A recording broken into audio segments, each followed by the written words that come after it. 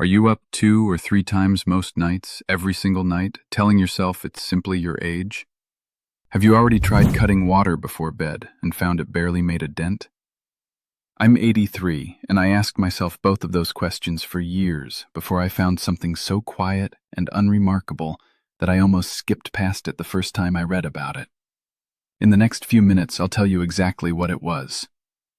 These days, my evenings don't carry that same quiet dread anymore. I've started saying yes to things again.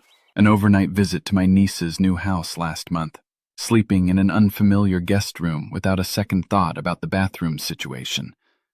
I'm not telling you that to brag. I'm telling you because I assumed for years this was simply too minor and too embarrassing a thing to actually look into properly. For years, my evenings had a particular shape of dread built into them. Not dramatic, not something I'd have described as suffering if you'd asked me directly. Just a low, steady hum of knowing the night ahead would be broken into pieces, the same way you know a long drive ahead of time will be tiring before you've even started the car. I never talked about it much, not with my doctor, not really with my wife, beyond the practical logistics of two people sharing a bed and a bathroom. It felt like such a small, undignified thing to make a fuss over. Men my age just deal with it, I told myself, the same way you deal with creaky knees or reading glasses. That quiet acceptance cost me more than I realized at the time. I stopped signing up for early morning activities at the community center since a broken night's sleep made early mornings feel unbearable. I started declining invitations that involved staying somewhere unfamiliar overnight since I didn't want to navigate a strange bathroom in an unfamiliar dark. Looking back, I can trace the exact shape of that retreat, year by year, small decline after small decline, none of them dramatic enough on their own to raise any alarm, but the cumulative effect was a man who said yes to noticeably less than he used to, and never once connected it to a cause with an actual name. My wife noticed before I did, I think, though neither of us ever named it directly at the time. She started quietly building trips and visits around shorter distances, more familiar bathrooms, without either of us ever discussing why. It wasn't until much later, looking back together, that we realized how much of our shared calendar had been shaped by a symptom I'd never once mentioned to her by its actual name, only by its practical consequences. I told myself it was just about being more careful at my age, more selective with my energy. That framing let me avoid the more honest one, that I was quietly organizing my whole life around a symptom I'd never bothered to properly investigate, treating avoidance as a strategy instead of what it actually was, which was just exhaustion wearing a more acceptable disguise. Here's what nobody sat me down and explained. As the prostate enlarges with age, it can press against the tube that carries urine and interfere with the bladder's ability to empty completely.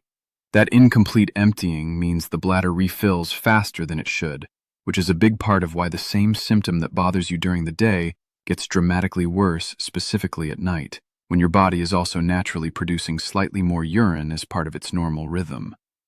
That embarrassment, more than anything, is exactly what reframed everything once I got past it. This specific tissue responds to certain plant-derived compounds that have been formally studied across multiple independent research groups, not just passed around as folk wisdom with no real evidence behind it. Researchers who compile this evidence treat it as legitimate, if modest, worth trying seriously before reaching for anything more invasive. For 11 years, the bathroom ran my nights. Up at midnight, up at 2, up again at 5, a weak little stream each time and never quite empty. I'd lie there, staring at the ceiling, knowing I'd drag through the next day half awake. I thought it was just age. It wasn't. Here's what no one ever sat me down to explain. The prostate crowds the channel your urine runs through, so the bladder never fully drains, it just fills right back up within the hour. That's why you go, and go again. It was never weakness. It was never getting old. And the pills they kept handing me, they left me dizzy every time I stood, gave me that strange, dry finish where almost nothing came, and the nights never changed. But there is a gentle way to help that bladder empty the way it's meant to, without any of that. At 83, I finally sleep through the night again. I'll show you exactly what in this video, and if you want the simple support I personally use, there's a free presentation linked in the description below. So here's the quiet secret. Cernalton, an extract made from ryegrass pollen used for prostate symptoms in parts of Europe for decades before I'd ever heard of it. A systematic review pooling 4 separate placebo-controlled and comparative trials totaling 444 men found that Cernalton improved self-rated urinary symptoms, the proportion of men reporting satisfactory or improving symptoms compared to placebo, with particular benefit noted for nighttime urination, daytime frequency, and the sensation of incomplete emptying. I want to be honest about the word modest, because I don't want to oversell this. The researchers themselves noted the trials were limited by shorter duration and smaller numbers than they'd have liked. But the direction was consistent across independent studies, and it was well tolerated, with no concerning side effects reported. I started taking a standardized extract daily, the same general concentration studied in the actual trials, rather than guessing at a random amount from whatever bottle happened to be on the shelf at the pharmacy. I added a few other pieces around it, since no single habit does all the work by itself. I started elevating my legs for about 20 minutes most late afternoons, since fluid that pools in the legs during the day redistributes into the bloodstream once you lie down, becoming extra nighttime urine right when you're trying to sleep. I moved my last drink of anything to a couple of hours before bed. I cut caffeine and alcohol in the evening specifically, since both irritate the bladder on top of everything else already working against a good night's sleep. I gave the whole combination close to 2 months before I trusted the change was real, rather than judging it after one good week the way I'd judged things before it and been disappointed. That patience was harder than it sounds. Years of quiet disappointments had trained me to expect either immediate results or nothing at all, and unlearning that particular reflex took nearly as much effort as building the actual habits did. I nearly quit around the 3-week mark, certain I'd wasted my money the same way I had on other things before it. What kept me going was rereading the actual review and reminding myself the researchers themselves had described a gradual pattern, not an overnight one. I also started tracking my nights loosely in a small notebook, mostly out of curiosity, marking down how many times I actually got up.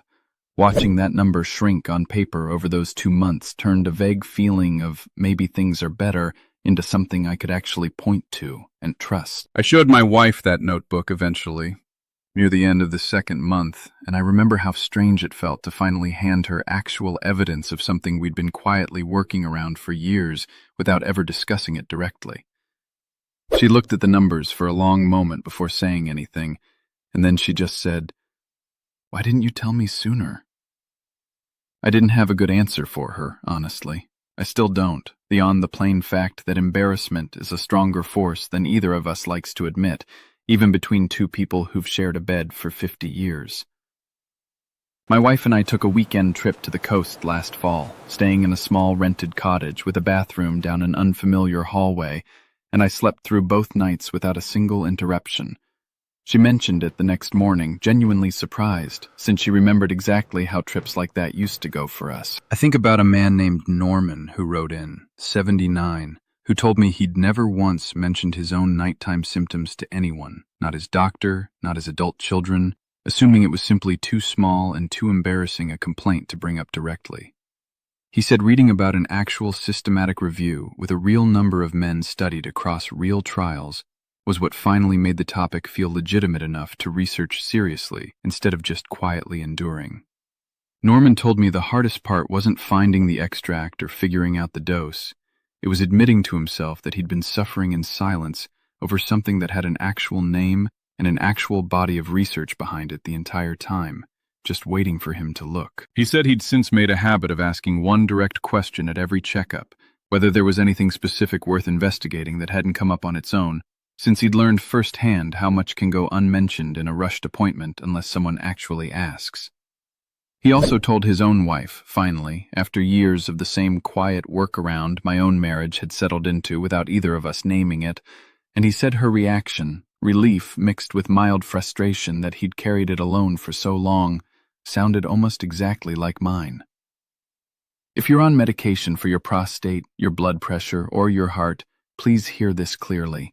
Nothing here replaces your treatment, and you should never stop or change a medication on your own. Mention any new supplement to your doctor first, every time, no matter how minor it seems. What I want you to walk away with is this. The thing quietly working against your nights doesn't have to stay a mystery you just endure.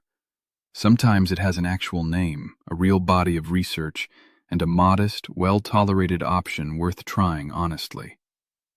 I think about how many years I spent treating this as too small a thing to research properly, when a genuine systematic review pooling hundreds of men had been sitting there the entire time, waiting for someone to actually look. I think about my wife, too, quietly rerouting our lives around a symptom she never got to help me actually address, simply because I never gave her the chance. So here's what I use: a few drops every single morning. And let me be honest about why it works. One herb on its own nudges one thing, but your prostate answers best when several signals are calmed at the same time: the flow, the emptying, the pressure behind it. That's why what I take brings them together, concentrated, working as one, not a single ingredient hoping to do everything. Stronger stream, full emptying, quiet nights, your freedom back. And none of the trade-offs, no dizziness, no dry finish, nothing taken from you as a man. It's linked right under this video. Go see it for yourself. It won't replace good sleep or your own doctor. It's there to support your body. At 83, I sleep through.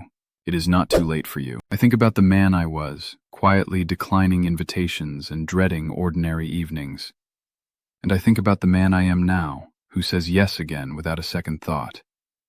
That's not vanity. That's dignity. Being present in his own life instead of quietly managing around a problem he never properly named. If you've ever treated something as too small or embarrassing to actually look into, and let someone you love quietly work around it instead, tell me about it in the comments. And if this kind of honest, specific explanation is useful to you, go ahead and subscribe. There's more of this ahead every single week, and I genuinely read every comment myself, even the ones written by someone's worried spouse.